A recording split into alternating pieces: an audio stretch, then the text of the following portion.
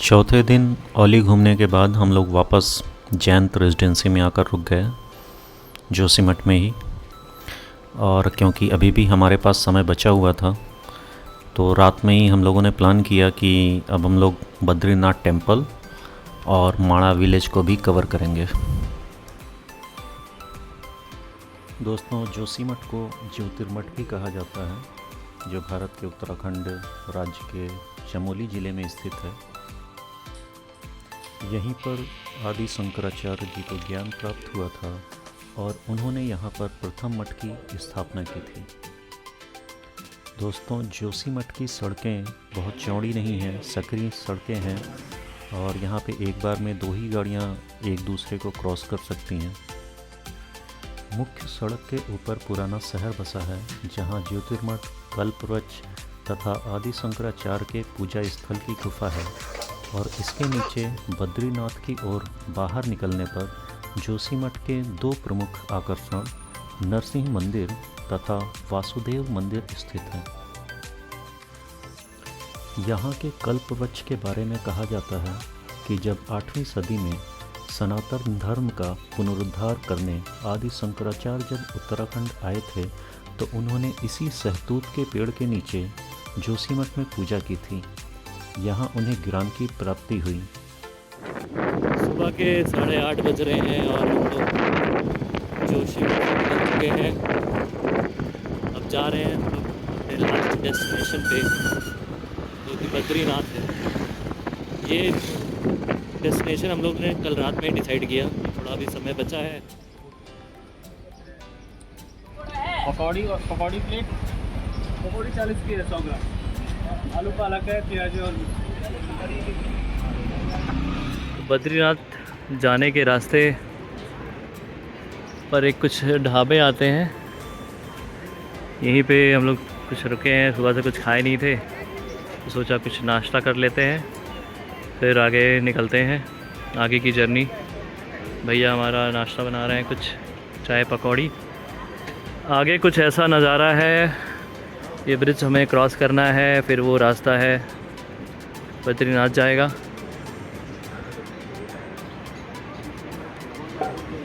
आगे की journey update करते रहेंगे आपको, बने रहिए हमारे साथ।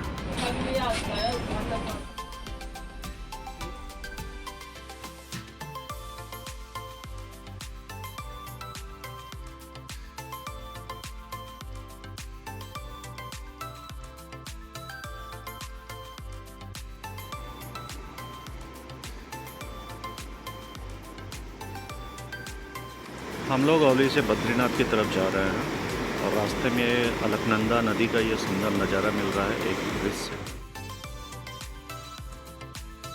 कहा जाता है कि उन्होंने राजेश्वरी को अपना इष्ट देवी माना था और इसी पेड़ के नीचे देवी उनके सम्मुख एक ज्योति या प्रकाश के रूप में प्रकट हुई तथा उन्हें बद्रीनाथ में भगवान विष्णु की मूर्ति को पुनः स्थापित करने की शक्ति तथा सामर्थ्य प्रदान किया। जोशीमठ ज्योतिर्मठ का ही बिगड़ा स्वरूप है।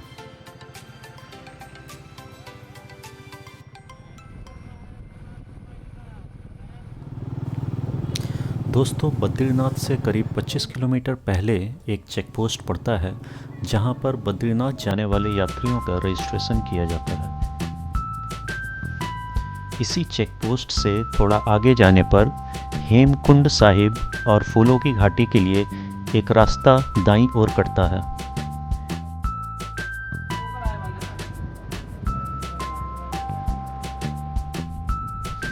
रजिस्ट्रेशन कराने के लिए आधार कार्ड और आपका ड्राइविंग लाइसेंस होना आवश्यक है।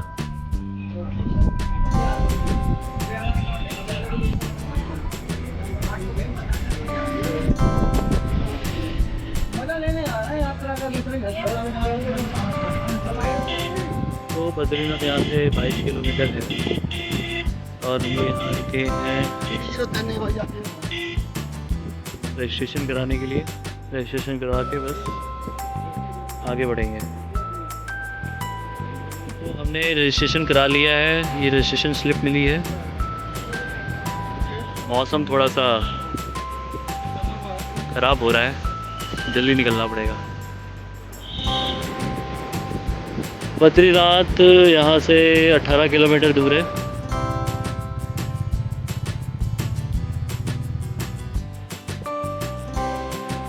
दूसरे कहाँ गए? अरे हाय सर।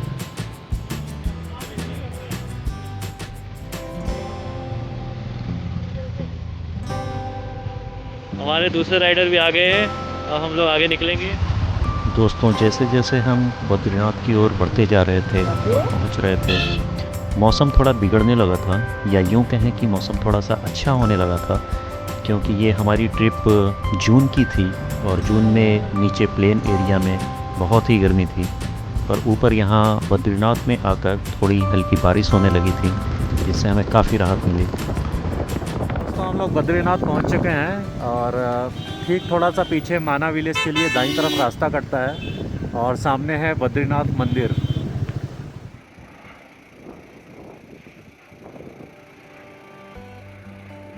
हम लोग बद्रीनाथ पहुंच गए हैं। बहुत ठंड है यहाँ पे, 5-6 डिग्री टेम्परेचर होगा।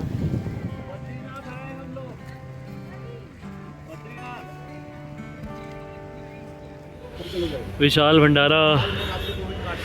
भूख बहुत ज़ोर की लगी है, इसलिए सोचा भंडारा में कुछ खा लिया जाए। तो हम लोग भंडारे का कुछ देखते हैं क्या मिल रहा है।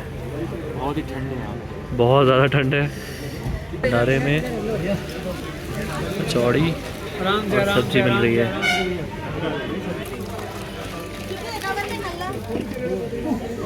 भंडारे में ये मिला है, अब इसको खाया जाता है।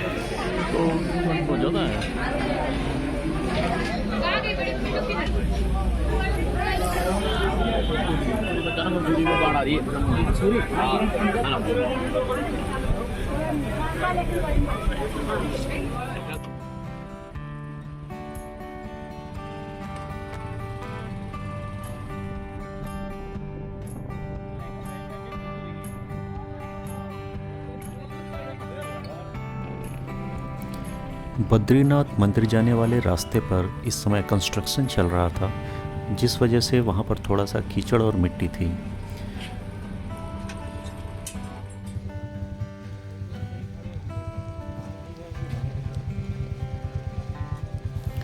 दोस्तों, मंदिर परिसर के बाहर फ़िलहाल तो कोई पार्किंग की व्यवस्था नहीं थी, तो हम लोगों ने अपनी बाइक एक दुकान पर लगा दी, जिस दुकान से हम लोगों ने प्रसाद लिया था, और अपना हेलमेट और सामान वहीं पर रख दिया और मंदिर परिसर में अंदर चले आए।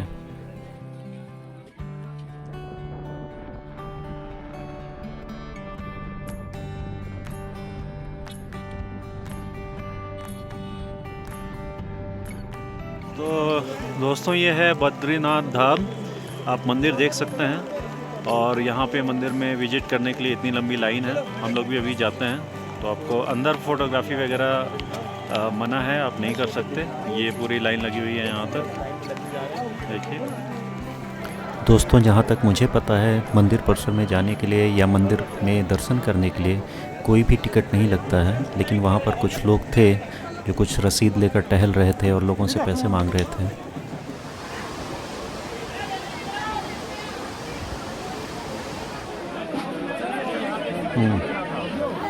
मंदिर परिसर में दर्शन करने के लिए बहुत ही लंबी लाइन लगी हुई थी, जो शायद करीब 1-1.5 किलोमीटर लंबी रही होगी।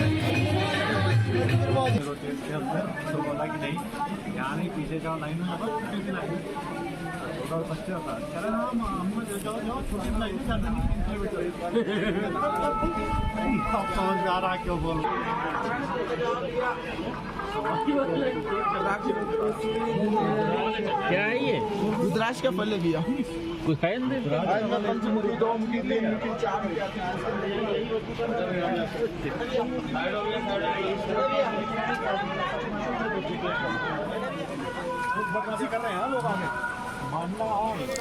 दोस्तों, इतनी लंबी लाइन होने की वजह से वहाँ पे आए हुए बुजुर्गों को काफ़ी परेशानी का सामना करना पड़ रहा था।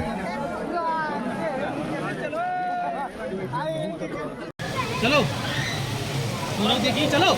ये गर्म पानी के कुंड है, पानी एकदम गरम गरम है इसमें। भाई आ जाओ। चप्पल नहीं पहन। सब लोग यहाँ नहा रहे हैं। ये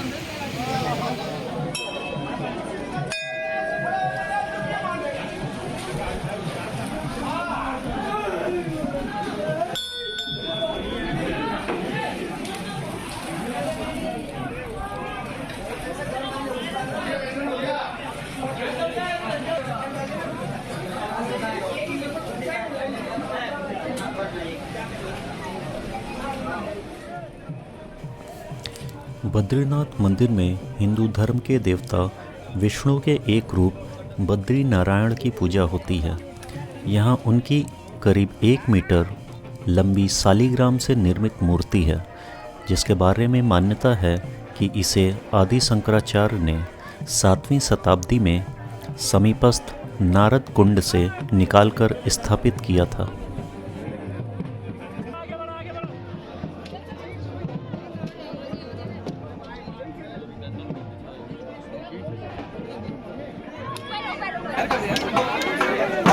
तो फाइनली 2 घंटे लाइन में लगने के बाद हम लोगों ने श्री बाबा बद्रीनाथ के दर्शन कर लिए।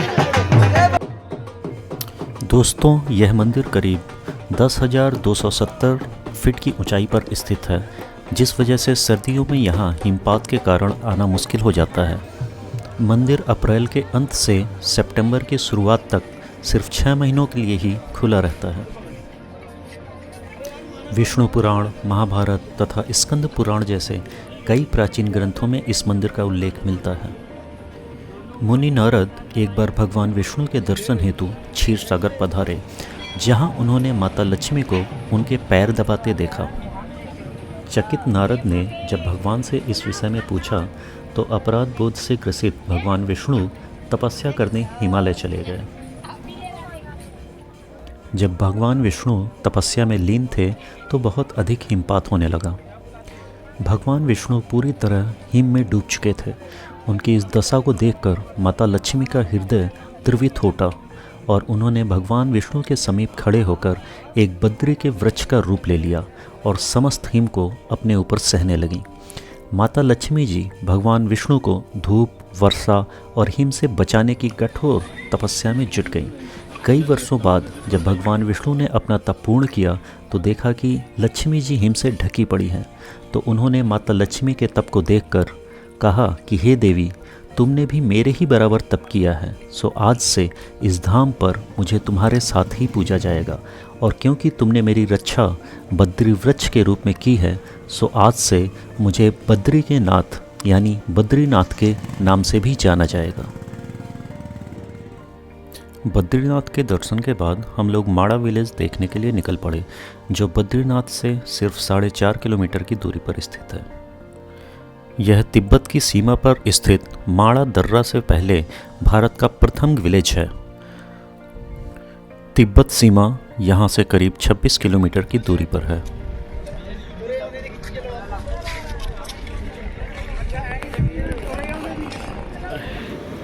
ये गांव जो दिख रहा है, इस गांव के माना गांव है। माना गांव के जस्ट ये पहाड़ के उस पार चाइना है। ज़्यादा अंदर तो नहीं जा पाएंगे क्योंकि आगे लैंडस्लाइड हुई है, बट थोड़ा सा आगे माना गांव घूम के चाइना बॉर्डर को बस टच करके वापस आ जाएंगे।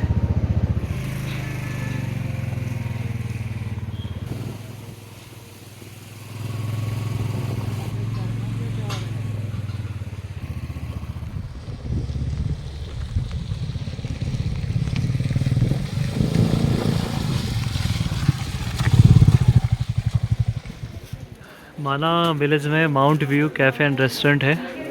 यहाँ पे हम लोग अपना दोपहर का लंच करेंगे और व्यू कुछ ऐसा है कि क्या ही बताया जाए। यहाँ बैठ के इस व्यू के साथ दोपहर का लंच, इससे बेस्ट चीज़ कुछ नहीं हो सकती।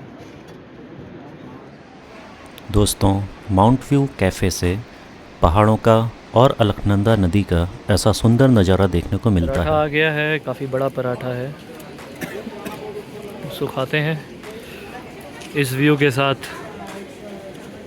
और फिर निकलेंगे वापस।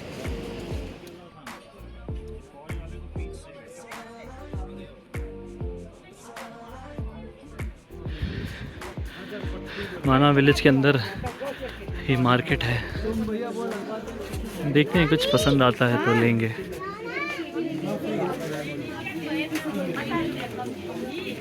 टाइम फॉर सम भुट्टा। पहाड़ों में भुट्टा नहीं खाया तो क्या खाया। गाने के साथ फुल मूड बनाते हुए भैया भुट्टा बना रहे हैं। एक दो दो बनाइए, दो।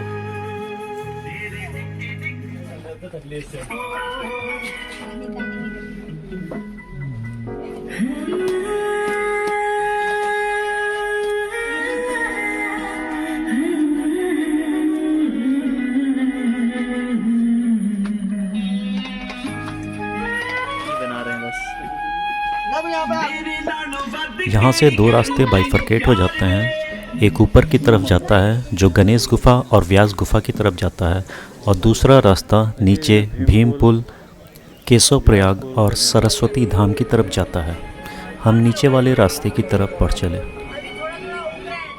विलेज में घूम रहे हैं और ये भी एक अच्छी जगह है घूमने के लिए। काफ़ी कुछ है, आप देख सकते हैं। यहाँ दुकानें हैं ढेर सारी, खाने पीने को है और टूरिस्ट अट्रैक्शन है। कुछ गुफाएं हैं, झरना है और इस तरह का रास्ता जाता है वहाँ पे।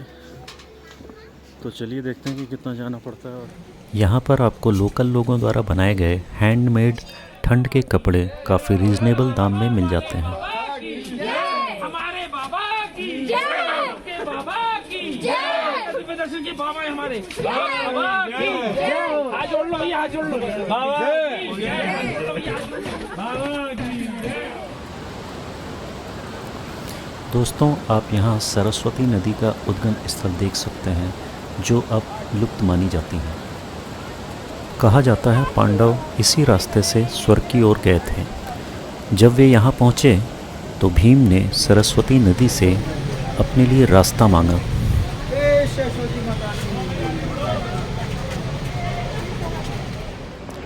परंतु सरस्वती जी ने मना कर दिया। गुस्से में भीम ने एक बहुत ही विशालकाय पत्थर उठाया और इस रास्ते पर रख दिया, एक पुल की तरह, जिसे अब भीम पुल कहा जाता है। पांडा विलेज में लोगों ने खेती भी कर रखी है, थोड़ा थोड़ा सा एरिया प्लेन करके। ये है विलेज, देखिए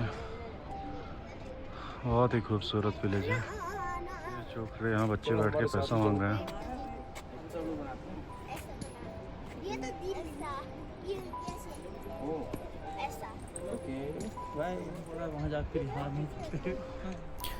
यहाँ से दिखने वाले नज़ारे इतने खूबसूरत हैं कि कितना भी देखो दिल भरता ही नहीं है।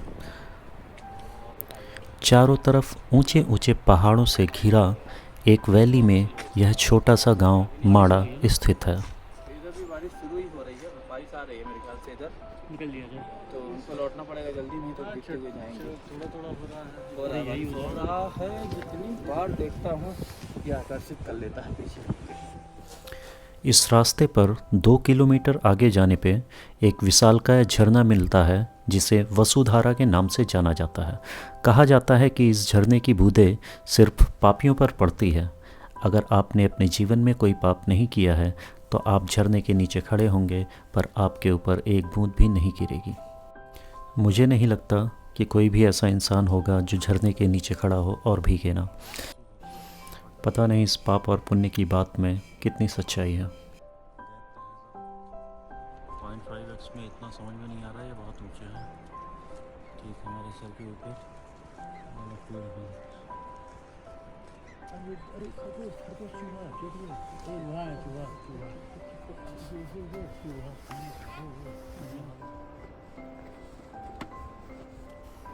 यहाँ पर हमें एक ये छोटा सा सुंदर सा जीव मिला जो देखने में तो एक खरगोश जैसा था, पर इसका साइज एक बड़े चूहे के बराबर था।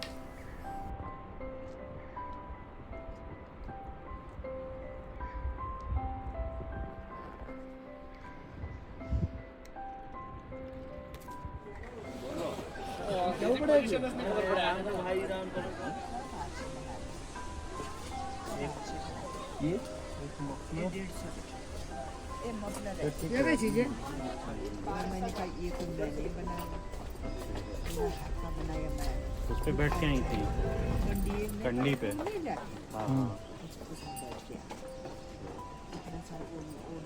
वैसे ही छोटे उनको ठीक चाहिए था, मेरा नहीं बना। नहीं, अच्छा है। ये चीज़ नहीं बहुत सुंदर। हाँ, हर एक ही है। 150 देता हूँ, 150 रुपये बोतल देता हूँ। एक ग्लास दीजिए, खिलाइए, देखिए क्या है।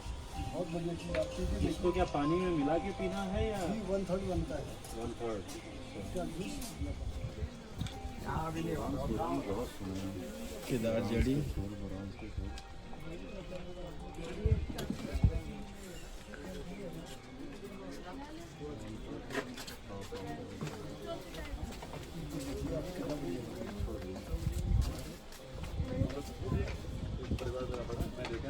कैसा है? वो पहले ही निकल गए। मैंने उनको कहा भी। जैसा टेस्ट है, लेकिन अच्छा है टेस्ट।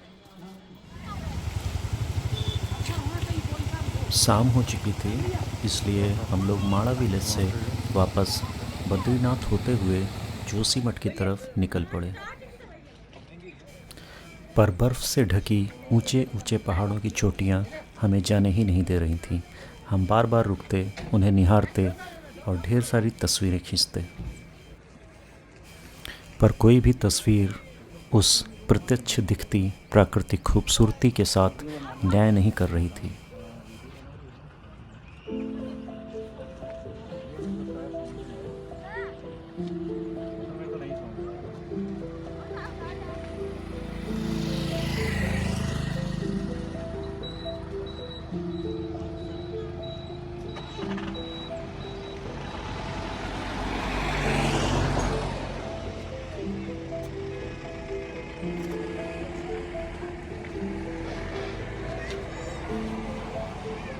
ये वाली पहाड़ी जबरदस्त है एकदम।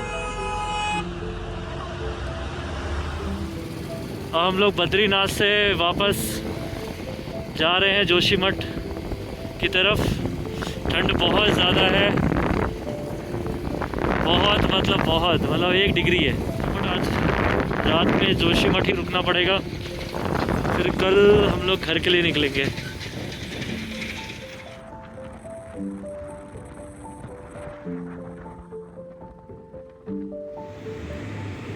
अब इस समय जो है शाम का कितना बज रहा होगा आपके? 8:30। 8:30 बज रहा है और हम लोग यहाँ पे हैं अंधकार में। वापसी में हमें धोबी घाट और पांडुकेश्वर नाम के 2 छोटे से टाउन या गांव मिले, जहाँ पे रहने और खाने की बहुत ही अच्छी व्यवस्था थी। यदि आप भी बद्रीनाथ आ रहे हैं तो जोशीमठ में रुकने के बजाय इन 2 स्थानों पर रुकना ज़्यादा बेहतर होगा।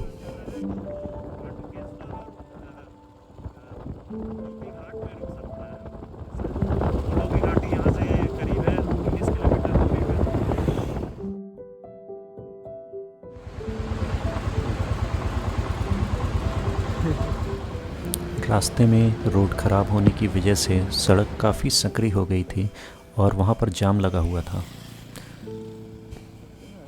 जब हम जोशीमठ के करीब पहुँच गए तो हमें 2 पहाड़ों के बीच से ये जगमगाता हुआ जोशीमठ का नज़ारा दिखा। रात में जलती हुई ये लाइटें आसमान में बिखरे सितारों की तरह लग रही थीं। तो फाइनली काफ़ी रात हो गया है और जोशीमठ वो ऊपर दिख रहा होगा आप लोग को। काफ़ी स्केरी रोड है, लाइट्स हैं नहीं, बट इसका भी एक अलग ही एडवेंचर है। ऊपर जोशीमठ अभी भी 10 किलोमीटर है यहाँ से। पहुँचकर बताते हैं आपको। दोस्तों, हम 3 दिन से जोशीमठ में थे, लेकिन एक भी दिन हमें अच्छा खाने को नहीं मिला। दाल कच्ची थी, रोटियां कच्ची थीं और खाना महंगा भी काफ़ी था। जोशीमठ में होटल्स भी कम हैं और इसलिए होटल्स भी महंगे हैं। तो मेरी सलाह ये रहेगी कि आप अगर जा रहे हैं यहाँ पर घूमने के लिए बद्रीनाथ और माड़ा विलेज, तो जोशीमठ में ना रुक के आप उससे आगे धोबी घाट या पांडुकेश्वर वहाँ रुक सकते हैं, या जोशीमठ से पहले कहीं रुकने की कोई जगह हो तो आप वहाँ पे रुकिए। रुकने जा रहे हैं, ये डेली खाना है। देखिए दाल है, ये देखिए रोटी है। ये रोज होटल बदलते हैं जबकि हम हाँ, सारा ऐसा भी नहीं है कि एक होटल का खाना है, हम लोग अलग अलग होटल का खाना बदल के दे। हाँ, बनाना ही नहीं आता है खाना, उबालना नहीं आता है खाना, पकाना नहीं, पता नहीं इन लोग का टेस्ट कैसा है, क्या करते हैं, कैसे खाते हैं, भगवान जाने। यहाँ एकदम स्ट्रॉन्ग सजेशन है, जोशीमठ में कभी ना रुकें अगर आप कहीं भी जा रहे हैं, या फिर अपना खाने का इंतज़ाम खुद करके आएँ, कुछ ब्रेड अंडा कुछ लेके आएँ, किसी तरीके से बना के खाएँ।